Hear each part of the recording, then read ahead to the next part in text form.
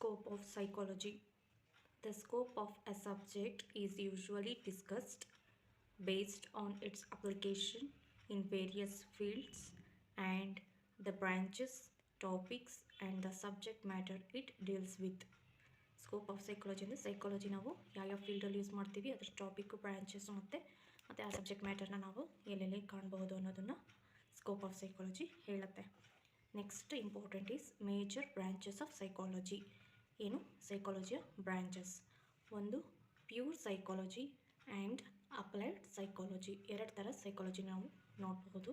ಯಾವ್ಯಾವ ಥರ ಅಂದರೆ ಪ್ಯೂರ್ ಸೈಕಾಲಜಿ ಒಂದು, ನೆಕ್ಸ್ಟ್ ಅಪ್ಲೈಡ್ ಸೈಕಾಲಜಿ. ಫಸ್ಟ್ ನಾವು ಪ್ಯೂರ್ ಸೈಕಾಲಜಿ ನೋಡ್ತಾ ಹೋಗೋಣ.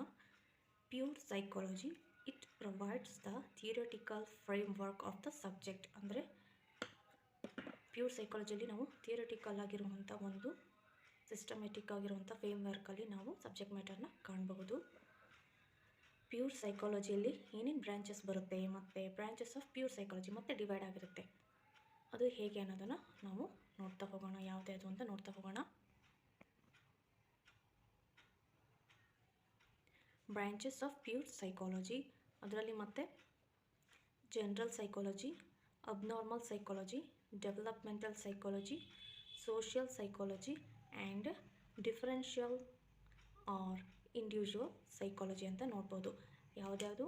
General psychology one, abnormal psychology, developmental psychology, social psychology, ಕೊನೆಗೆ ಬರೋದು differential or individual psychology. First general psychology ಬರುತ್ತೆ, second abnormal, third developmental psychology, social psychology and differential individual psychology. ಇದರಲ್ಲಿ differential individual ಸೈಕಾಲಜಿಯಲ್ಲಿ ಮತ್ತೆ 2 branches ಇದೆ, physiological psychology and experimental psychology ಅಂತ 2 sub divisions ಇದೆ. ಇದರಲ್ಲಿ differential psychology or individual psychology. Next subdivision of psychology is applied psychology. Applied psychology, it deals with the application of psychological principles, laws and theories enumerated in pure branches of psychology to real life situation. Next branch of applied psychology. Applied ಸೈಕಾಲಜಿಲಿ ಮತ್ತೆ branches ಇದೆ. ಅದರಲ್ಲಿ first important educational psychology, clinical psychology, industrial psychology, military psychology and legal psychology. ಅದರಲ್ಲಿ education psychology ಎಲ್ಲಿ ಬರುತ್ತೆ ಅಂದರೆ applied ಸೈಕಾಲಜಿಯಲ್ಲಿ ನಾವು ಕಾಣಬಹುದು. ಇನ್ ಡೀಟೇಲ್ ಆಗಿ ಬ್ರಾಂಚಸ್ ಆಫ್ ಸೈಕಾಲಜಿನ ನೋಡ್ತಾ ಹೋಗೋಣ. Pure psychology and applied psychology in ಡೀಟೇಲಲ್ಲಿ ನೋಡ್ತಾ ಹೋಗೋಣ. ಆಗಲೇ ಹೇಳ್ತಾ ಹೋಗಿ ಬ್ರಾಂಚ್ ಆಫ್ ಪ್ಯೂರ್ ಸೈಕಾಲಜಿ ಯಾವ್ದು? General psychology, abnormal psychology, developmental psychology, social psychology, differential or individual psychology ಅಂತ ಹೇಳಿದೆ. ಇಲ್ಲಿ ಫಸ್ಟ್ ಬರೋದು general psychology. This branch is relatively A large field of psychology which deals with the fundamental rules, principles and theories in relation to the study of behavior of normal human beings. ಅಂದರೆ the branch ಯಾವುದಕ್ಕೆ related ಆಗಿದೆ ಅಂತಂದರೆ fundamental rules, ಏನೇನು ಇದು deal ಮಾಡುತ್ತೆ, fundamental rules, principles and theories in relation to the study of behaviour. ಯಾವುದ್ರದ್ದು behaviour? Normal human beings. ಅಂದರೆ normal human beings ಅಥವಾ ಬಿಹೇವಿಯರ್ನ ನಾವು ಅದನ್ನು ಸ್ಟಡಿ ಮಾಡೋದಕ್ಕೆ ಜನರಲ್ ಸೈಕಾಲಜಿ ಅಂತ ಕರೀತಾರೆ. ಏನೇನು ಸ್ಟಡಿ ಮಾಡ್ಬೋದು ಅದರಲ್ಲಿ ಅಂದರೆ ಫಂಡಮೆಂಟಲ್ ರೂಲ್ಸು, ಪ್ರಿನ್ಸಿಪಲ್ಸು, ಥಿಯರೀಸ್ ಇವೆಲ್ಲ ನಾವು ಸ್ಟಡಿ ಮಾಡಬಹುದು. ನೆಕ್ಸ್ಟ್ ಬರೋದು abnormal psychology. This branch of psychology explains the behaviour of abnormal peoples in relation to their environment. Abnormal psychology ಅನ್ನೋ ನೇಮಲ್ಲೇ ಹೇಳುತ್ತೆ ಇದು ಎದ್ರ ಬಗ್ಗೆ ಅಂತ. ಅಬ್ನಾರ್ಮಲ್ ಪೀಪಲ್ಸ್ ಅವರ ಬಗ್ಗೆ ಸ್ಟಡಿ ಮಾಡೋದೇ ಅಬ್ನಾರ್ಮಲ್ ಸೈಕಾಲಜಿ. ಅವರ ಎನ್ವಿರಾನ್ಮೆಂಟು, ಅವರ ನೇಚರು ಇದನ್ನೆಲ್ಲ ಸ್ಟಡಿ ಮಾಡೋದು abnormal psychology.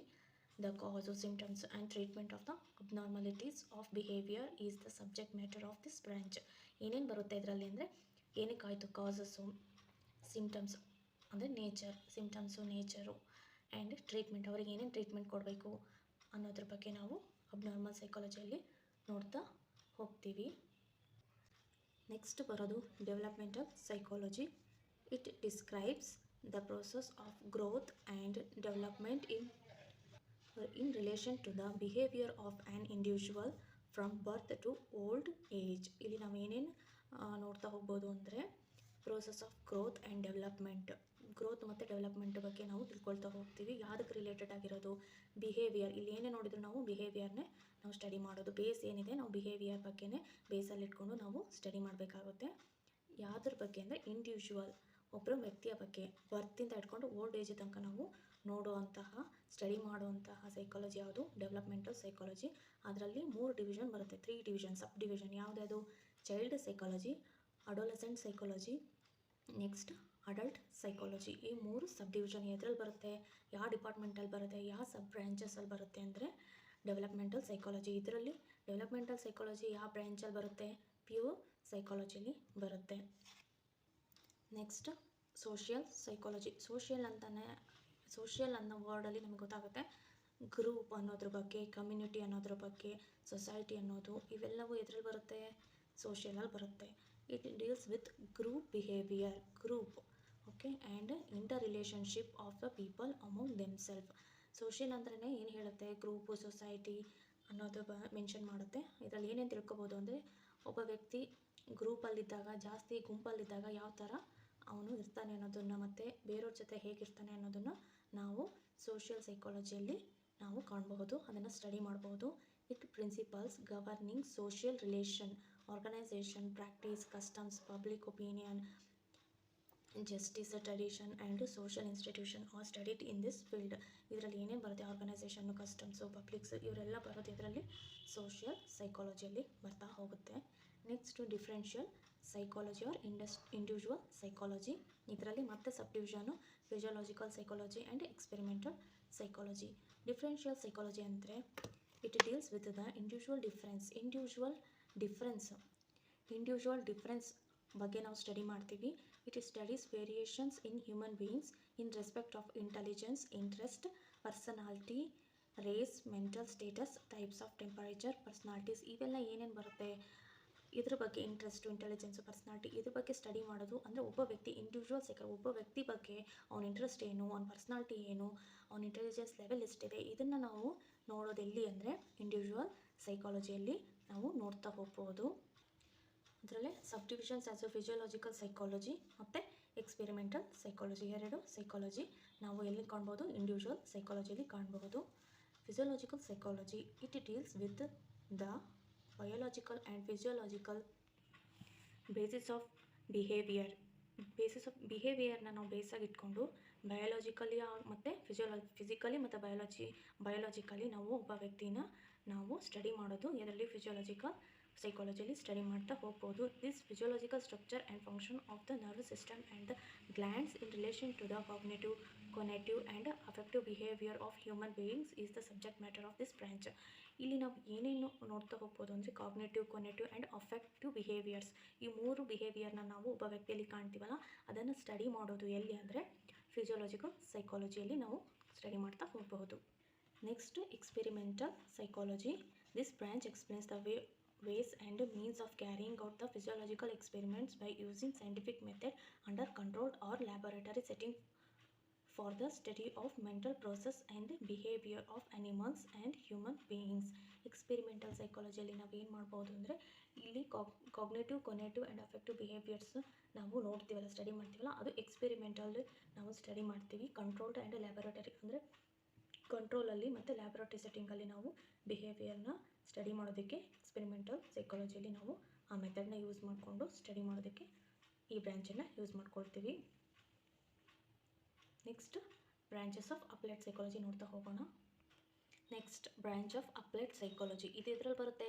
Applied ಸೈಕಾಲಜಿಯ branch. Okay, ಅದರಲ್ಲಿ ನಾವು ಏನೇನು ನೋಡ್ಬೋದು? Education psychology, clinical psychology, industrial psychology.